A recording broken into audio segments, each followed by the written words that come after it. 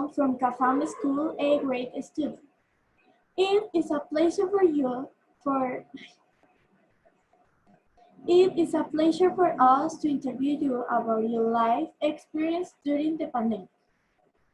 Let's Thank start with you. the question. Okay. What is your name? My name is Julio. Where are you from? I'm from Colombia. I'm exactly from Armenia in the Quindío region. All right. Where do you live? Right now, I live in Vancouver, Canada. What do you do for a living? Right now, because like we're still not working because of the pandemic, so I'm just a student and I'm getting like some help from the government. But normally, when my life is going good, I'm an actor, I'm an aerialist. I do a lot of street performance and like theater performance. Um, I also work here for cinema, just like for some extra money to the side, like it's kind of needed. Wow, this is funny. Have you been working from home? For how long? Who has it been that experience?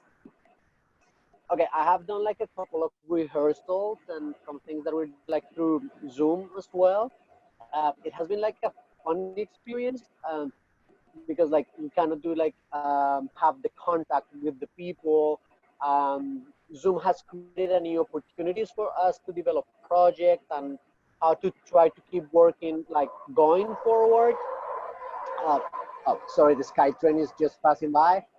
And also like because I'm finishing my university degree right now, so I'm having all my classes online, um, which has been a little bit challenging, but at the same time has been like a whole new experience because it has challenged all of us with technology, how to work from a distant place, but still try to keep on moving forward with these new like ways of learning, ways of producing work.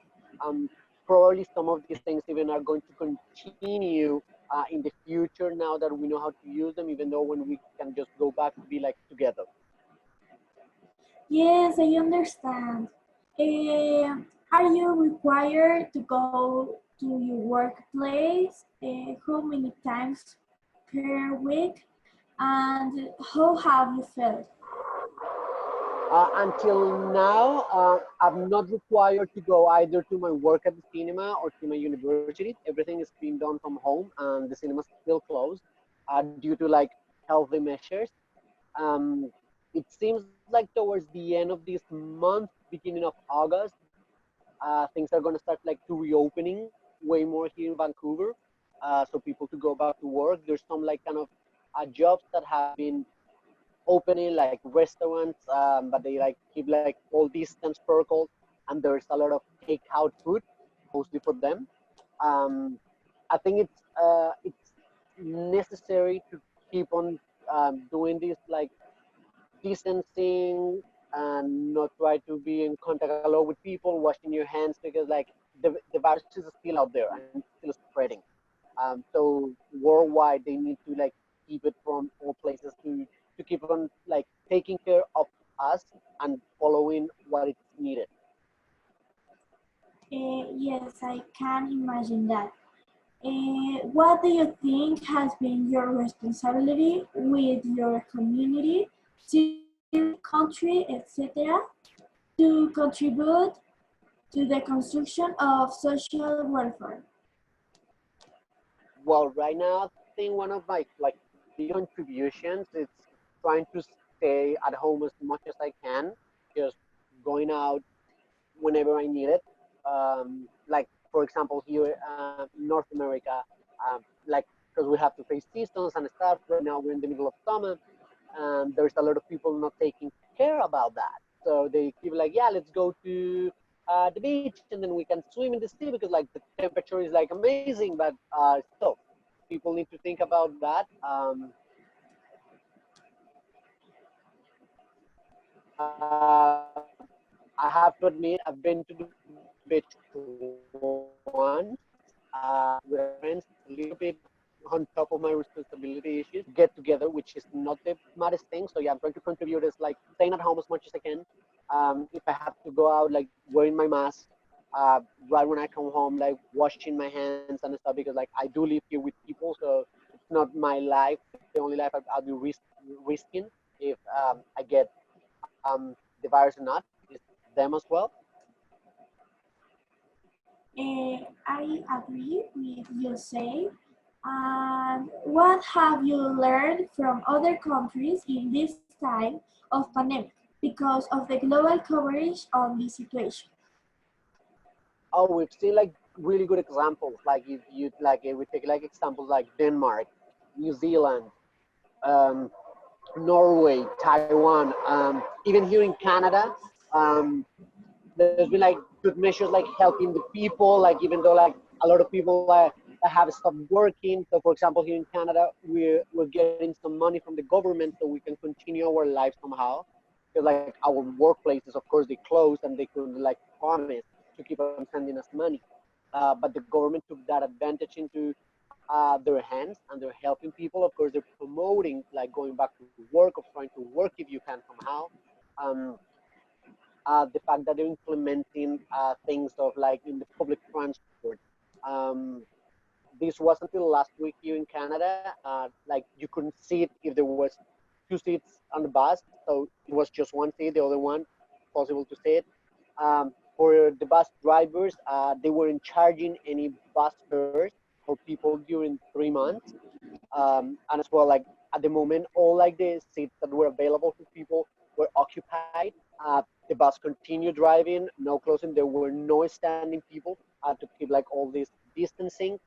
Um, like at hospitals, we could see like cleaning everywhere. Like they've installed.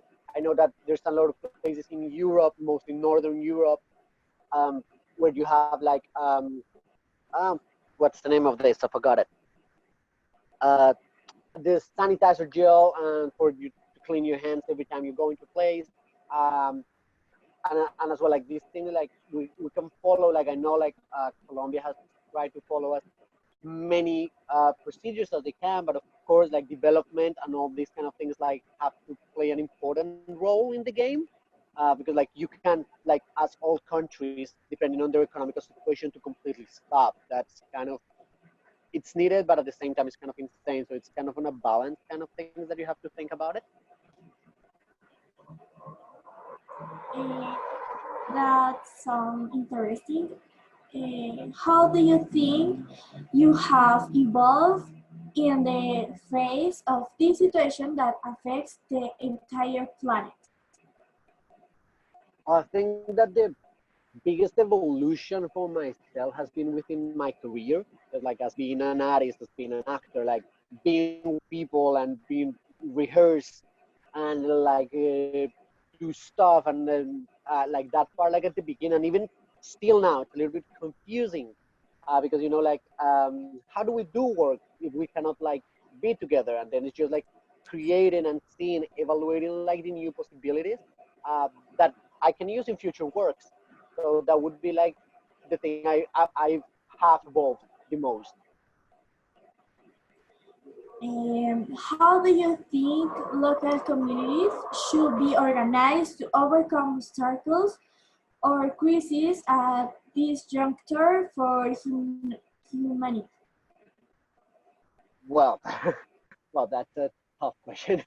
Um, well, like right now, we could use the example of the COVID, by trying to follow the rules, try to keep like this is not a social thing. This is not really like a social time to be in.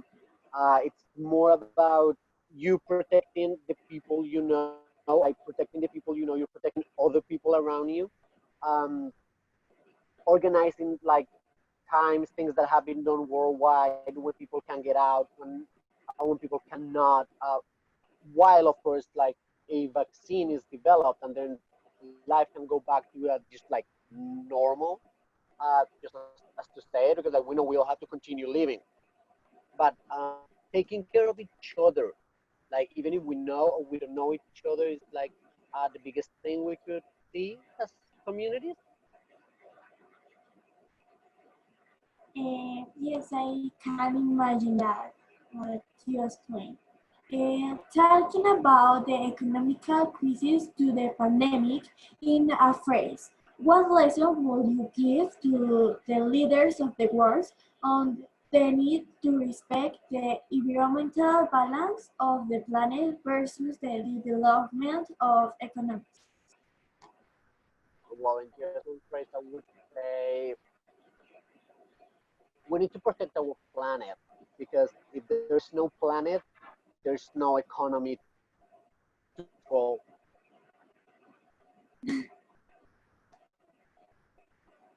Uh, uh, Thanks a lot for your time and for give us this opportunity for generating empathy among cultures in challenging times. Okay, thank you so much, Nicole, for your questions. It was really great talking to you. Great.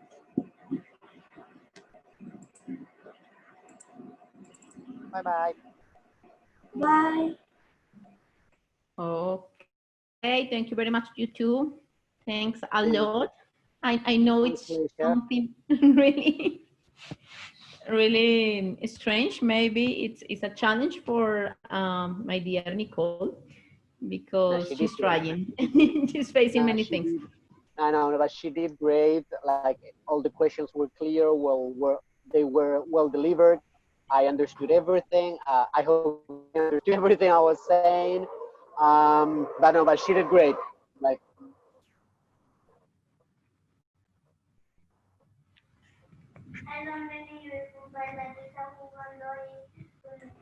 Thank you. I try I think she's to silent. say, but it's difficult to me the pronunciation. The pronunciation. Thank you. Thank you very much. No, not a problem. It is a journey. I totally understand, but you are on the right track. Like you can totally tap yourself on the back because you did a great job. Thank you. Okay, thank you very much, Julio, for your time and Oh, it all was a the pleasure, Karen. opinions, all the things. This is going to be a nice experience for our students because we want to show this to the community in order to try to have another point of view of this time from other part of the planet. That's what we want to do. That's great. I'm really happy I was of help. And yeah, I hope everyone is gonna enjoy the interview and like yeah, they can see another point of view. Oh, yeah, thanks a lot, my dear. So have You're a great welcome. afternoon. You too. Yeah, you too. Okay. Good weekend. Bye Bye. bye. Thank you. Happy weekend for everybody. Bye, Nicole. Thank you very much. Bye, teacher. Bye bye.